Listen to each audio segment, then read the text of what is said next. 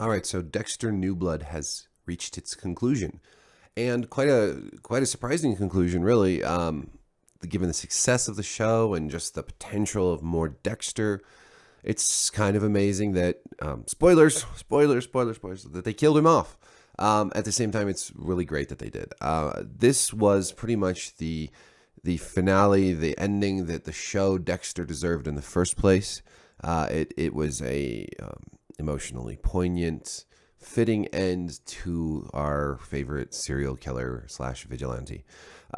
Throughout the course of the season, the show has pulled a little bit of a head game with viewers, introducing Harrison, Dexter's son, who he abandoned, as a character who we really liked. He was a likable guy, but then suddenly he started doing things that seemed very, very bad. He cut that kid's leg, almost killing him, and then blamed the kid on starting it. He broke the other kid's leg in the soccer deal. He seemed quite prone to using his knife, the barber's blade that the Trinity killer used to kill his mom. All signs pointed to him having a dark passenger, and all signs pointed to him being, following in his father's footsteps. So Dexter also sees and reads these signs and decides that he's going to bring him into the family business. After this whole thing with Kurt goes down and Kurt almost kills Harrison, and then Harrison sort of is brought into Dexter's world fully. And at first, this is really, really great for Harrison. He wants to be part of Dexter's universe. He wants the truth from Dexter. He wants to be like Dexter. This is a very common thing for a boy to want from his father. But in a lot of ways, Dexter, he doesn't. I mean, he goes too far. He either doesn't play his cards too close to his chest, or he really makes a lot of assumptions about Harrison's real motives, why Harrison is the way he is. He sees the parallels, that they were both born in blood, and thinks that this must be the reason that Harrison is the way he is.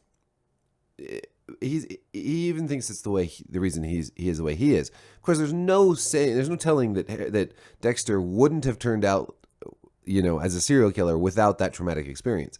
He could just be a serial killer without that traumatic experience. And other people who have that traumatic experience don't necessarily become serial killers. Being a psychopath, having something wrong in your brain like that, we don't really know exactly what causes that, right?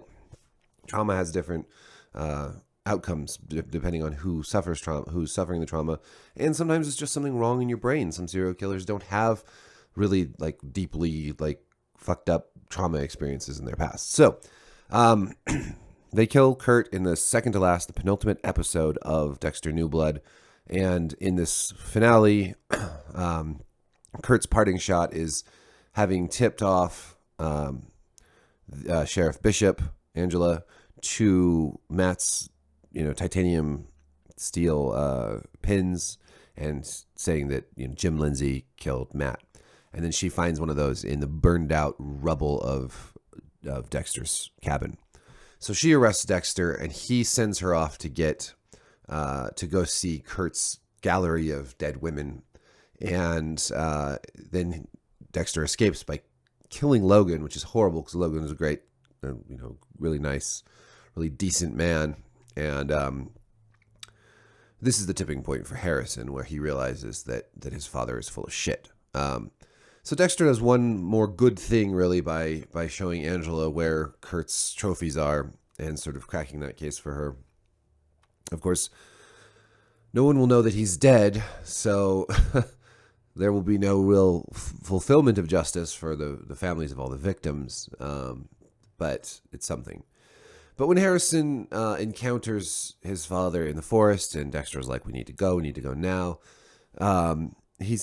Dexter's covered in blood, and Harrison realizes that he called him from Logan's phone, and puts two and two together that Dexter must have killed Logan. And Dexter admits to this and says it had to be done.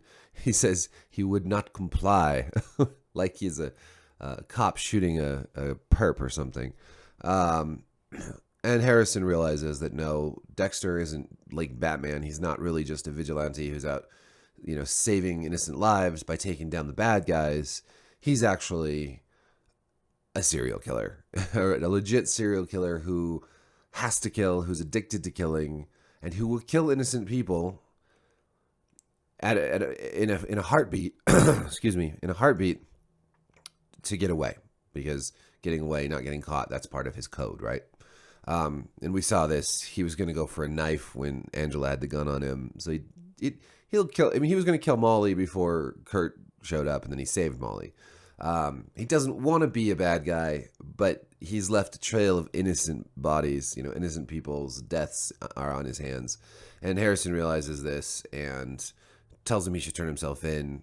Dexter won't do it, but then he basically, when he realizes, what is it? Harrison says something like, "Open your eyes and look what you've done," or something like that. Which is a callback to, I think, the first season of Dexter. But so he shoots and kills his father. And it's a very emotional moment. Harrison, of course, feels very conflicted about this. But he does it, and then Angela shows up. Angela gives him some money, tells him to drive and never come back. She's given him a free pass, basically. Even though, it's very possible that they could have just set it up as like he was defending himself. She's saving him the trouble of having to go to court, having to deal with all of this, having to be further traumatized by all of this. Now with a dead mother who was murdered by a serial killer, and a dead father who he killed himself. She was giving him an out, and that was an act of kindness and grace, befitting her character. She's a really good person and was caught up in all of these lies and all this crap. Ultimately, like Dexter, on the good side of things, he did crack this case for her that she'd been working on in obscurity for ages, and he brought the justice and truth in that regard. He also lied to her, probably broke her heart, and almost got a lot of innocent people killed. Fortunately, only Logan. Although really Molly, if you think about it, he might have been able to actually prevent Molly's death if he'd really worked with the police on this, rather than taking matters into his own hands so that he could kill people. That's really Dexter's biggest thing, other than being a serial killer, like the fact that he thinks it's just, that he's bringing justice to all these cases by killing these people. But the problem is that, for the survivors, nobody knows what happened to the killers. They don't get that sense of like, all right, there's justice has been served. Just nobody knows. So anyways, it ends on a beautiful note. Literally, Harrison's driving out of Iron Lake. He's the letter from his father to his stepmother is being read by Dexter, talking about how, please don't let Harrison know I'm alive. Let him think. Let me be dead so that Harrison can live. It's an act of love. One of the few acts of genuine love I think that Dexter actually is capable of. And all this while, I Should Live in Salt by The National is playing, which is a really fitting song. I love that song. I'm a very huge fan of The National, so of course I love that song. But the chorus is I should live in salt for leaving you behind, which is just really fitting for this moment, for the idea, that Dexter's been reckoning with this the whole season of leaving his son behind. I should live in salt for leaving you behind. So I thought it was a really great, just season overall. The finale was more of a wasn't really like as dramatic as the second to last episode with Kurt and everything, but it was very powerful and just a really strong just series finale, really wrapping up not just Dexter New Blood, but Dexter as a whole, giving fans an ending that's really that's just a better ending overall, a more satisfying, cathartic, and conclusive ending. Clearly, they can't have another season of Dexter in this timeline. Like, this is the end. They could have another season of Dexter, like, in his previous secret life before coming to Iron Lake, but that would be hard because it's, they say that, he's gone 10 years without killing, so it would have to be a season where he's not killing, and they really can't go back in time to Miami because Michael C. Hall is just clearly so much older than he was. I mean, he looks great, don't get me wrong, but he's so much older than he was in the Dexter main show. So I don't know if there's any more Dexter ever without like a full reboot, which I just can't see how that would work. So I don't know, but this is a good ending, and a good ending is hard to find. So thank God for that. And thank you for watching. Let me know what you thought of Dexter New Blood in the comments. I enjoyed it start to finish. Thanks for subscribing. Hit the notification bell. You know the drill. See you next time. Peace.